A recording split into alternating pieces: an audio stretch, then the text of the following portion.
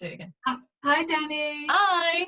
Hi, Lisa. How you doing? I'm okay. I'm on the river today. It's obviously not today because in that picture the sky is blue and it's not very blue outside today, which is unfortunate. Where I am, actually, it's brightened up.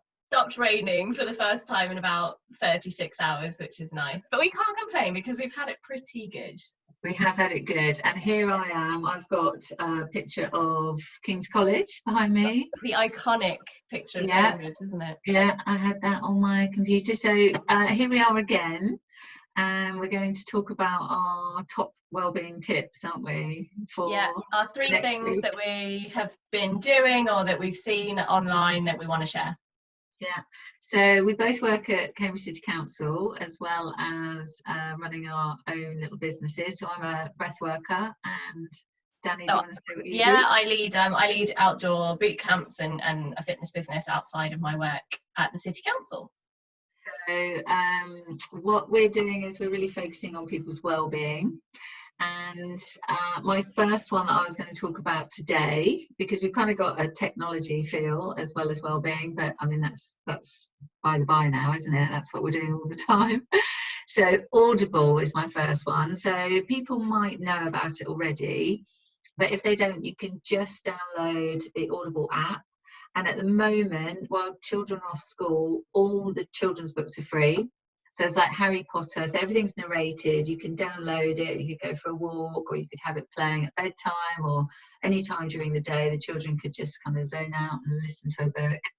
So there's things like Harry Potter, there's Gruffalo for younger ones, and a local author, Davy Pollitt, has written a book called Brights, which is an animation with lots of sound and music.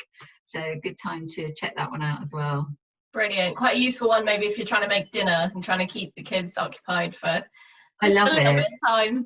I love it. And also if you're doing any jobs and they're boring jobs like cleaning, having a book playing, it's just like, oh yeah, it just makes the time go quicker. Yeah, definitely. So you can download them for free. All the children's books are free for the moment from Audible. Are free. And actually if you sign up for adult ones, if you sign up you get a free month.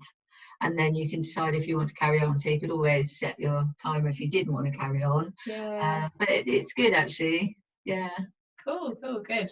My first one is similar vein, is the Happy Place podcast. And I've been listening to this podcast. It's Fern Cotton who leads it for quite a while now. And she talks to various kind of celebrities or guests or politicians or musicians, anyone, about how they stay well in themselves. Really, it's I guess loosely around mental health, but every conversation is just really personal. It gives you a bit of an insight into how different people manage the hardships and the highs and lows of life, really.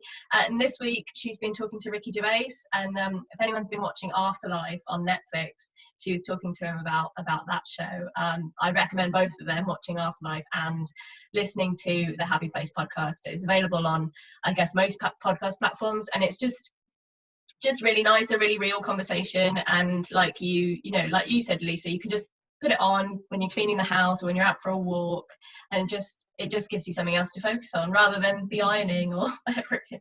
I'm definitely going to listen to her. I think she's great. She did one about breathwork because she loves breathwork, and she's breathed with Rebecca Dennis. So I'm definitely going to check this one out.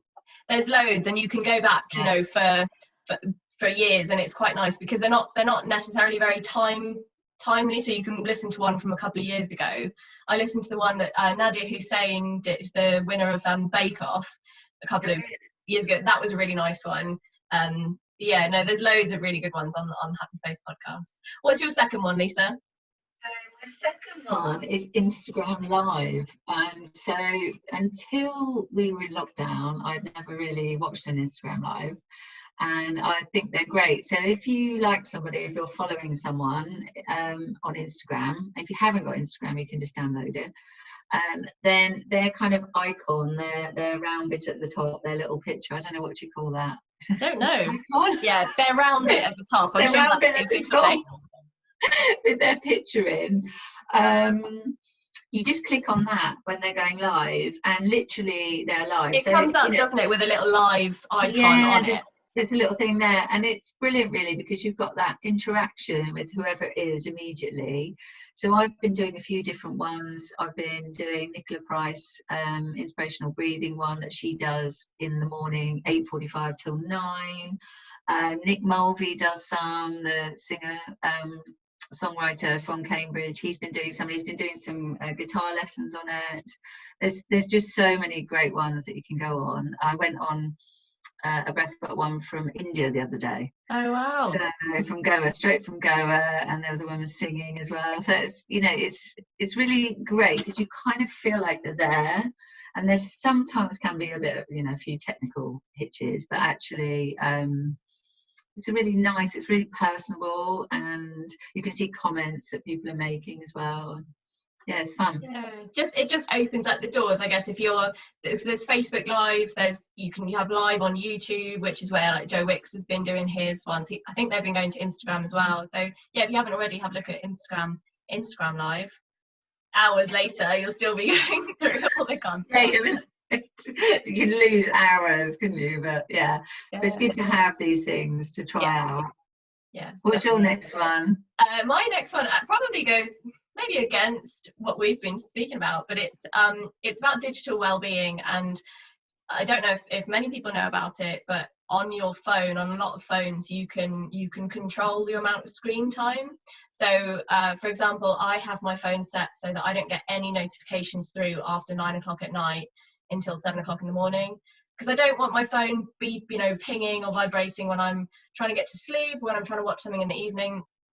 And it's just, I find it quite a nice way of closing down for the night, separating everything. Yeah, and you can do that for specific apps as well. Like, if you find that you spend way too much time on certain apps, whether that's Facebook or Instagram or TikTok or whatever it is, you can set like a limit. So you could maybe say, I'm going to give myself an hour for the day, and once you've used that hour, you won't be allowed into it again. It's like a lock.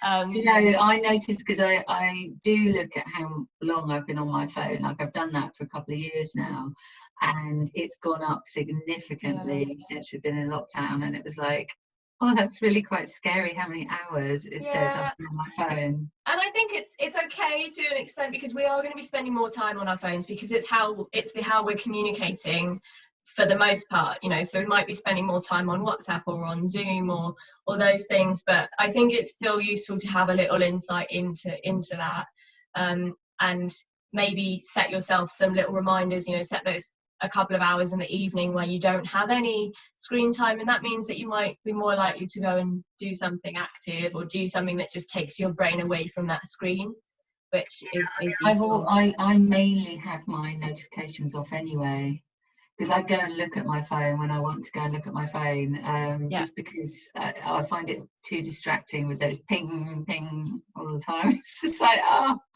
Yeah, definitely. I think that's a really good tip, and it is quite easy to do. Once you know how to do it, you can just turn them off, and they'll still be there when you go to it, when on your terms, isn't it? When you want to go to it. Yeah. So, and what's your third one? Yeah, my third one is what my daughter is doing right now. So my 13-year-old daughter has, for the last 2 weeks, been setting herself her own step challenge. Okay. So she's downloaded a step app that basically just monitors on her phone.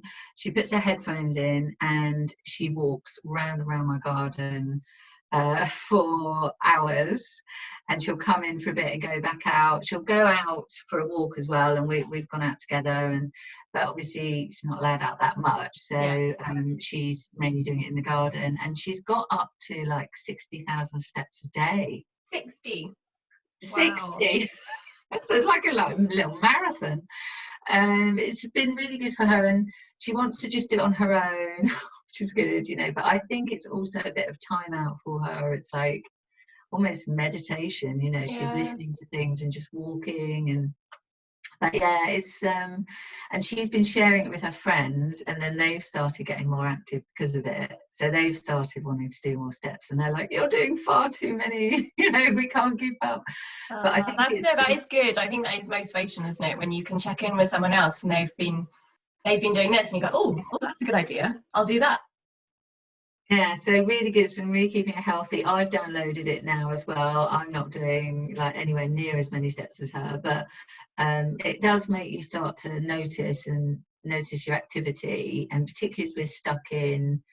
And when the weather was nice, I think people tended to want to go out more. Yeah. And I think it's still an incentive to get out, isn't it, when the weather isn't so good? Definitely. That's one of my goals for, I guess, this lockdown period, is to hit my step target every day. And it is a challenge because, you know, so you can't go out as much, but it forces me to go out for a purposeful walk as well, because, and it's the days that I don't want to go out, which is when I need to do it the most, I find. Yeah. Yeah. It's really good for mental health, isn't it? Physical, mental health, and just getting some fresh air, getting some nice oxygen, breathing really well. You know, it's great. Yeah, definitely. What's your third one? I guess what your daughter's shown, you don't have to do it outside. You can get a lot of steps in the house as well. No, she's doing it in the garden. Oh, what she's doing is, probably, but it's the garden. So she's going round and round. There's a path now in the grass, but I'm letting that go. Yeah, get some grass seed when we come out of this. You know, the best thing is that she's enjoying it, and she's finding a way to like get through this time without her friends. Yeah, definitely. My last one it's on a similar note, really. It's the Active 10 app from the NHS, and it's a really good app in that it not only tracks how much you're walking, but it tracks actually how fast you're walking. So there's a lot of evidence around that it's actually the briskness of your walking speed that makes the difference to your health. So if you're if you think about it, if you're sauntering along, you know, not really in a rush, you're not out of breath, you're not really challenging yourself physically. But if you're late for the train or something and you're power walking there, you get there and you're warm and your heart rate is up and all that, and that's where you want to get the benefit from, is when your heart rate is increased. So this app is brilliant in that it detects your active minutes, but it also detects your brisk minutes, and it will set your goals so that you aim to try and do like 10 minutes of brisk walking in a chunk, and it's really good if you're trying to build up maybe your walking stamina, because it's quite hard work walking quite briskly. I mean, you do actually work up a sweat, don't you? Definitely.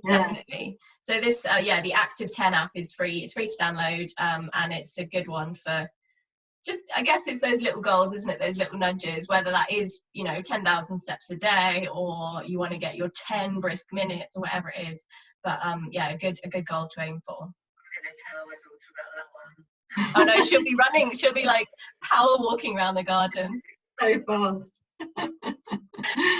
Lovely. And then, so Lisa, you're also you've got a little event coming up on Friday. I have, on Friday, 1st of May. So a lovely Friday night, 7 till 9:30. So 2.5 hours of just lovely breath work for an hour, and then crystal bowls being played afterwards. So my friend does that at Sound Universe London, and it's just like, so the bowls are like it sort of goes through you, the waves, and just really relaxes you. And does that still work, Lisa, when you're not in the room physically? Yeah, it's amazing. So it's good to have headphones for that part. So for the breathwork part, I'll be teaching you how to breathe and open your respiratory system and just really relax into it. And like I say, positive affirmations and all sorts of things. So it's just really lovely. And then the relaxation part, you just pop the headphones on and Kate will be playing.